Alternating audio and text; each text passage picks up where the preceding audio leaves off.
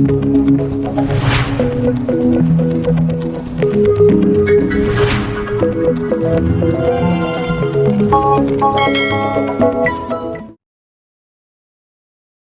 मंत्री अजितराव घोरपडे व युवा नेते राजवर्धन घोरपडे यांच्या हस्ते प्राध्यापक अर्जुन करपे यांचा सत्कार।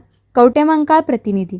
पंचायत समितीचे सदस्य तसेच राष्ट्रीय जिल्हा परिषद पंचायत समिती सदस्य असोसिएशनच्या सांगली जिल्हा अध्यक्षपदी निवड झाल्याबद्दल प्राध्यापक अर्जुन करपे यांचा माजी राज्यमंत्री अजितराव घोरपडे व युवा नेते राजवर्धन घोरपडे यांच्या हस्ते सत्कार करण्यात आला।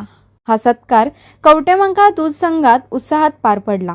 करपे यांनी स्थानिक पातळीवर केलेल्या कार्याची दखल घेत त्यांची जिल्हाध्यक्षपदी निवड करण्यात आली असून त्यांच्या निवडीमुळे तालुक्याच्या राजकीय व सामाजिक क्षेत्रात समाधान व्यक्त करण्यात येत आहे। यावेळी मान्यवरांनी करपे यांना पुढील कार्यासाठी शुभेच्छा देत संघटनेच्या माध्यमातून जनतेच्या प्रश्नांवर प्रभावीपणे काम करावे अशी अपेक्षा व्यक्त केली।